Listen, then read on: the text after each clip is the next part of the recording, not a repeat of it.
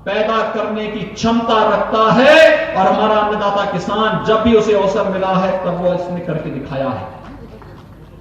भाइयों बहनों, प्रदेश के अंदर आपने इस बात को देखा होगा,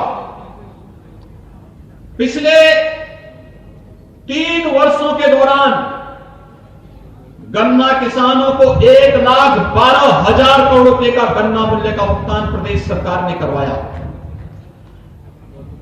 चौधरी चरण सिंह जी की तरफ भूमि की चीनी मिल, रमाला चीनी मिल, 40 वर्षों से मांग हो रही थी कि यहां पे चीनी मिल का विस्तारीकरण होना चाहिए, चीनी मिल में नए सिरे से इसमें नई तकनीक के साथ इसे चलाया जाना चाहिए।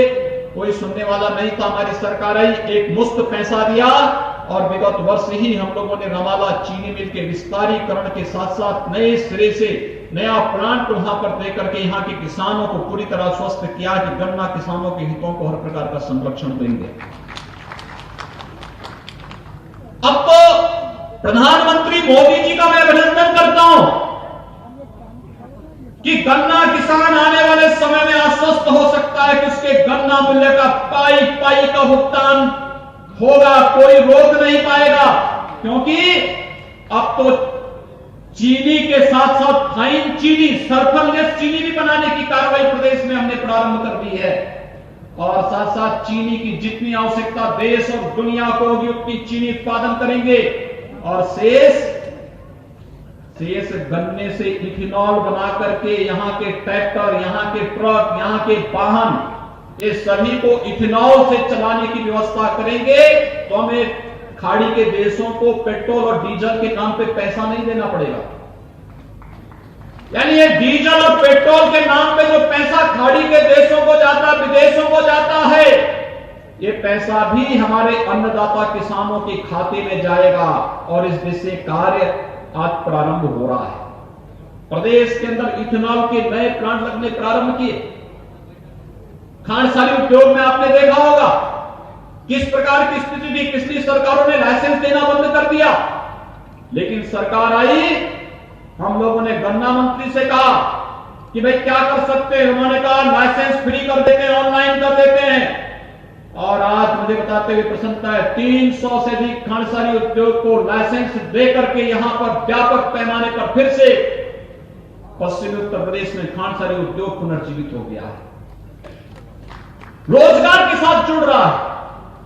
कल हम लोग गाजियाबाद में थे, कैलाश मानसरोवर भवन का हम लोगों ने कल वहां उद्घाटन किया है। भाइयों बहनों, ये सब कार्य इसलिए हो रहे हैं कि हम सब विकास के साथ कदम से कदम मिलाकर के चल सके। जो यहां के आपकी सोच है, उस सोच के साथ हमारे सांसद, हमारे विधायकगण आपके साथ मिलकर के कार्य करेंगे और उस सोच को आगे बढ़ाने के लिए सरकारें आपके साथ जब खड़ी होंगी और द्रुत गति से आगे बढ़ता हुआ दिखाई देगा। और कुछ लोगों को विकास अच्छा नहीं लगता, वही लोग षड्यंत्र करना चाहते हैं। किसान को सब्सिडी का लाभ कैसे मिल जा रहा है, उनको परेशानी है। किसान के खाते में पैसा कैसे जा रहा है, उन्हें परेशानी इस बात को लेकर के है। भारत के अंदर इतने बड़े देश को मोदी जी कैसे सुरक्षित रख दे रहे हैं, विकास भी हो रहा है, किसानों को लाभ भी मिल रहा है, नौजवानों को भी लाभ मिल रहा है, महिलाओं को भी हर सुविधा से जोड़ा जा रहा है और दूसरा सीमाओं की सुरक्षा भी मजबूती के साथ होकर के अगर कभी पाकिस्तान आंख उठा करके देखने का प्रयास करता है तो भारत का बहादुर जवान पाकिस्तान के अंदर घुस करके उसके सभी आतंकी कैंपों को नष्ट करने का काम भी करता है। यही तो मोदी जी का कमाल है। भारत के दुश्मन तो घबरा ही रहे हैं, लेकिन भारत की प्रगति से ईर्ष्या करने वाले, विदेशी जूठन से पलने वाले लोग भी अब षड्यंत्र करने में कोई कोताही नहीं बरत रहे। और भाइयों बहनों, उन्हीं लोगों को यही परेशानी है। याद करिए, कभी स्वर्गीय राजीव गांधी जी ने कहा था, राजीव गांधी जी देश के प्रधानमंत्री रहे, प्रधानमंत्री जब थे तब उन्होंने इस बात पे चिंता व्यक्त की थी कि दिल्ली से 100 रुपया आता है लेकिन एक किसान और एक मजदूर तक पहुंचते पहुंचते वह केवल 10 रुपये रह जाता है। ये 90 रुपया कौन चढ़ कर जाता है? ये वही चढ़ कर जाते हैं जो आज किसानों की प्रगति और देश की प्रगति पर हो हल्ला करके, देश के अंदर गुमराह करके अव्यवस्था और अराजकता का माहौल पैदा करने का प्रयास कर रहे हैं। क्योंकि मोदी जी ने तकनीक के साथ जोड़ने का कार्य जो देश को कर दिया, उन्हें परेशानी हो रही है। उन्हें परेशानी इस बात को हो रही है, उनकी परेशानी तब भी सामने जा रही थी जब कश्मीर में धारा 370 समाप्त कर दी गई थी, क्योंकि वो चाहते ही नहीं थे कि कश्मीर की यह समस्या का समाधान हो, क्योंकि कश्मीर की समस्या उनके चंदा उगाही का एक माध्यम था।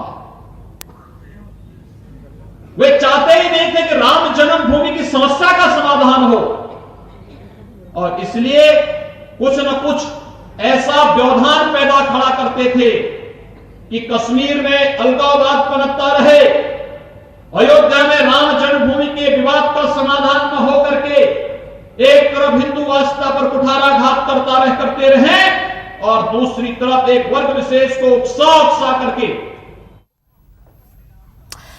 तो मेरठ से मुख्यमंत्री योगी आदित्यनाथ को आप सुन रहे थे। साफ तौर पर उन्होंने उत्तर प्रदेश के किसानों की तारीफ की और उन्होंने कहा कि उत्तर प्रदेश के किसान बहुत मेहनती हैं, उनमें सोना पैदा करने की ताकत है और साथ ही मेरठ को दिल्ली मेट्रो से जोड़ने की पूरी तैयारी आई।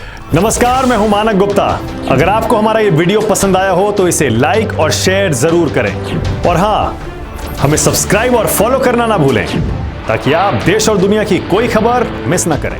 तो जुड़े रहिए हमारे साथ और देखते रहिए न्यूज़ 24।